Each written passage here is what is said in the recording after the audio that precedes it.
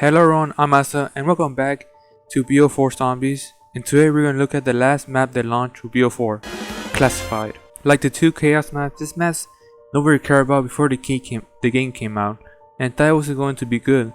This is a 9 before the Ether maps. Nobody cared about Classified, but turned out to be better than Blood of the Dead. But is this true?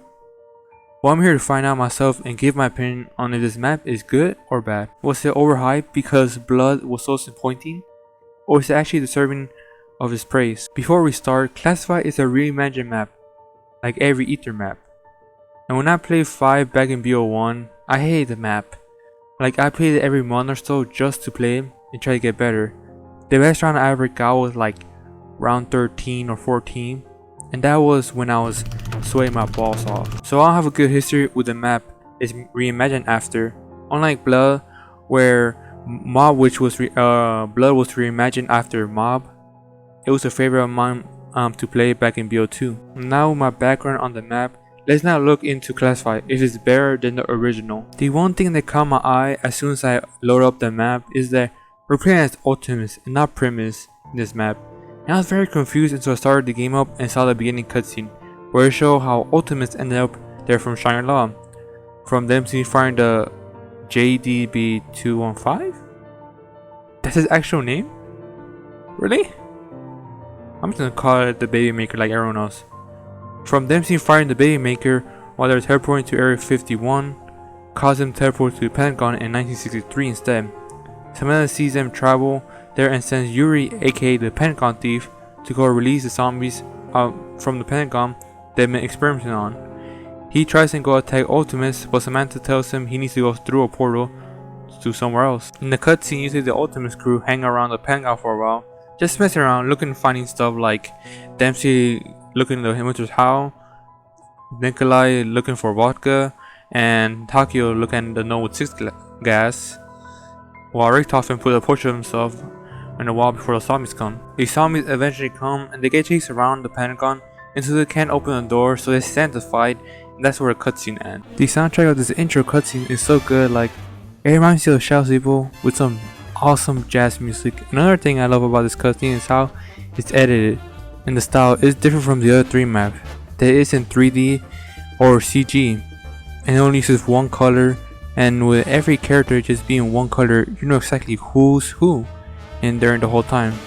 It reminds you of the end credit scenes of The Incredibles. That's the best comparison I can think of how this cutscene looks. I didn't talk much about the story in my last video and how we have the timeline stuff, so I'm gonna talk about it now.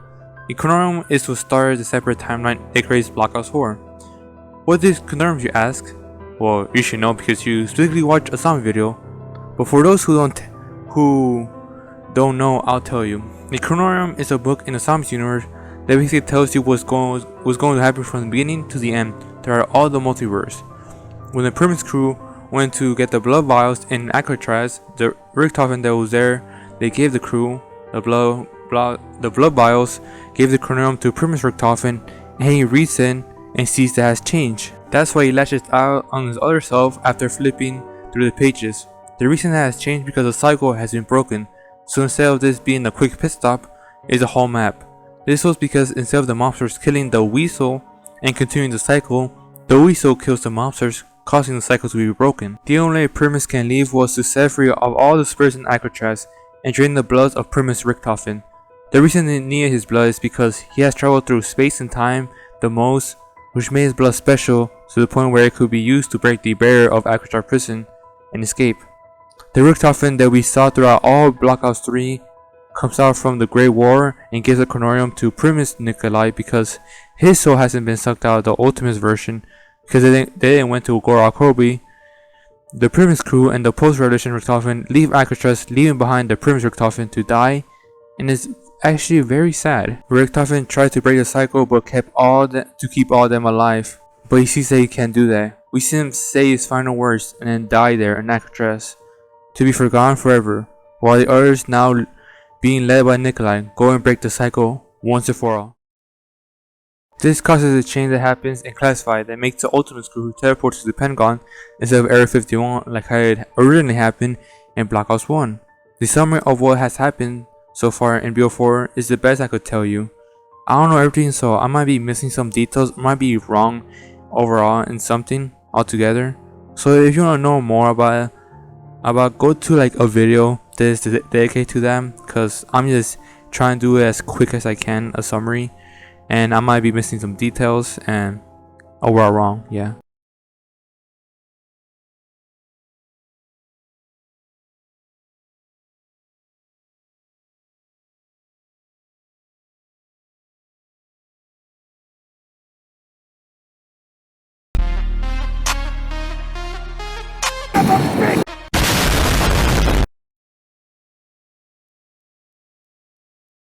Now after a long time, we're finally going to talk about classify.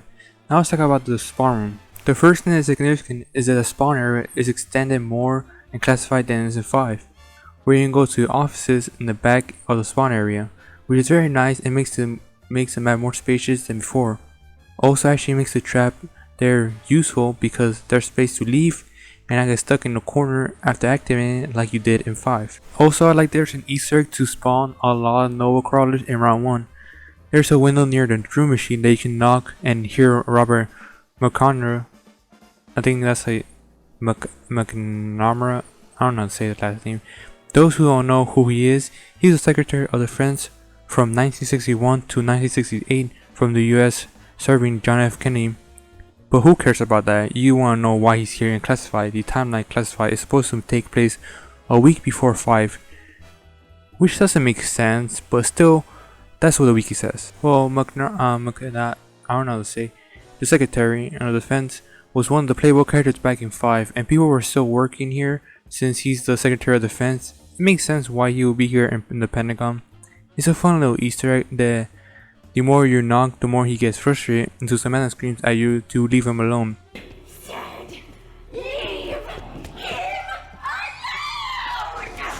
And then spawns a bunch of Nova crawlers which you can kill easily because it's round 1 and you just have to knife them. When you kill all Nova crawlers, you end up around with 6,000, 7,000 points, which if you use them wisely, you can open up all the map and open Pack-a-Punch in round 1, which is very nice. In the video my cousin sent me of Mr. Dollar JD doing it, so if you want to know how to do it, go see the video. I'll put a card here and the link in the description. He even tells you how to get a free winter towel. Now let's talk about the war room. The room, they had a lot of problems back in the day in 5. It was one of the only rooms that it was spacious and you could move around and survive high rounds. And here it has an extra room which is not very useful. It's just there to hold some parts and have another teleport in the 2nd floor. It's just a space to make the map bigger and still bring something like in the spawn area, where the expanded area help with the trap and make it more survivable. And now the underground lab. It is the same as 5. As soon as you turn on the power switch, the teleports around the map turn on. And unlike now that you know where you're going, the teleporters show 3 objects: a chair, a panel, and a weird lab thing container. What's the name? A Erlenmeter flask? Well, that's good to know. Knowledge. Well, all of them tell you which floor it takes you: the chair, the spawn area, the panel to the war room, and the flask down in the lab. Duh. After you turn on the power, you'll be able to turn on all the defcons to be able to teleport to the panic room and get the final part to build the teleport signal amplifier to teleport to Area 51 where Pack-a-Punch is. When you first get there, it might not be the best place to be with all the debris all around, but when you spend a full 5 rounds in there, it clears some of it and you get a max ammo and a chance to have a bonfire cell. Yes, the return of the amazing bonfire cell is back. And it's very useful here in BO4 because instead of spending 15,000 points to fully Pack-a-Punch your weapon, you spend a whopping price of 3,000 points. Let me say that again. 3,000 points to fully Pack-a-Punch, which is such a big steal because you only need 5,000 points to Pack-a-Punch once or normally. That's a good deal. Give me that deal. And you can extend the time with the bonfire cell with temporal give elixir, which is one of the first times I actually used elixir a lot and was excited to use them because using temporal give while getting a bonfire cell will extend the power up from 30 seconds to a whole minute, and that time you can Pack-a-Punch fully a gun and Pack-a-Punch your second gun a second or 3 times. before it runs out, and you probably only waste around like 5,000 points, which it's like only packing punching once, so great deal. So very early on, you're basically not dying till a later round because you have 2 pack-a-punch guns weapons by round 6, plus there are 3 areas in the map where you can train for high rounds. The first one is the Pig Lab, which is the most riskiest because it's a smaller place than the other 2 and you need a winter's house to survive there for high rounds. The second one is of course the OG training spot in 5, the War Room, which is alright but still very risky because like in 5 you can still get a corner in one of the places and get down a lot, especially when there's a lot of zombies. And the final training spot place you can train in, and it's the best in my opinion, is in Pack-a-Punch, Area 51. But only if you stay long enough so some debris clears out and makes some space to train. There's so much space after you clear out all the debris, and it's no biggie to survive because you have all the space in the world to survive. Now that we talked about a little about the map, let's talk about the weapons. Let's talk about the Winter's House. The Winter House was one of the worst wonder weapons ever in its first appearance back in 5 in Black Ops 1. But here in Classified, it was significantly buffed and it's become a very good wonder weapon for camping or training. If you're camping with someone else, you can be their backup if things get too crazy, or even in training you can get trapped in a corner and you can blast 2 or 3 shots and you'll be safe. The ammo is also increased, so the new and improved Winter's House is worth having. Unlike in BO1, you will not be excited to have it. In my Blood of the Dead review, I said I only tried out 2 out of 4 new specialists in the Ether story, which were the Ragnarok DG5s and the Katana. This map I used the Flamethrower, and in the next Ether map I'll use the Minigun specialist and rank, which is my favorite. The Flamethrower is a very fun specialist to use. The basic level 1 ability is of course shooting fire. Duh. But when you get into the level 2 you can shoot hot compressed air, which basically works as a mini thunder gun. And when you get to level 3, the Flamethrower will be able to make a fire tornado, which is so badass. And the best thing is that you can still use the other 2 abilities while the tornado is going around killing zombies. Now we've talked everything about the map except the ending cutscene. Like every BO4 map, there's an Easter egg to do to get you a cutscene to get some lore in of the story. It normally requires you to do a quest and do an Easter egg to do a boss fight in the end, but here you get to round 150. I beg your pardon? Like what the fuck? What I've heard is that Treyarch did this to reward high rounders for once, which is understandable I guess. Well, I'm not gonna spend hours of my life to see a cutscene I can just look up and... Ah yes, here, thank you Noah for taking hours of your life to get to the round 150. Go subscribe to him. The cutscene shows the Ultimates crew locked up in a cell in Groom Lake after Moon. They get there by the Pentagon doing experiments with the teleporter trying to go to the moon. They get the Ultimates crew from the future from post-moon Easter egg, and they get teleported back in time to the 60s, I believe. And everyone except Richtofen had a soul because Samantha's soul got taken out by Maxis after the buried Easter egg, and the Ultimate's Richtofen soul was inert in a zombie after Maxis took control. The Ultimate's crew was being used to experiment on by the Pentagon, and then one day while Richtofen was being experimented on, his 2035 zombie version from the After Buried comics of the Transit crew came out and touched his original body, and his soul went back into it. Man, zombies so confusing. Well, all the crew is there locked up in the cage, and Takeo mentions that the Earth is destroyed, but they're still here. Which makes sense because the events of Moon aren't supposed to happen into 2025 while they're in the 1960s. And then Dempsey explains that there's more time travel bullshit and that it hasn't happened yet. Then he looks at Richtofen questioning how he's in his body again, but he dismisses as says, does it matter? Then Nikolai says the only thing that matters is Americans giving vodka. After that, the Primus crew come from a portal and tell the Ultimates crew they need to come with them. Then an alarm sounds notifying them there's been a break-in. Then Primus Nikolai tells them that there's a war to be fought, like no other they've seen, the Great War. And then there's a cool scene of the Primus crew standing in the left and the Ultimates crew standing in the right, showing the both crews, which fucking awesome. Then the cutscene ends there. Before I talk about the conclusion, please take your time to like the video and subscribe to me to help me grow, and I have a lot of views viewers, but not many subscribers, so I appreciate if you could help me grow my channel more. Now we're here in the conclusion.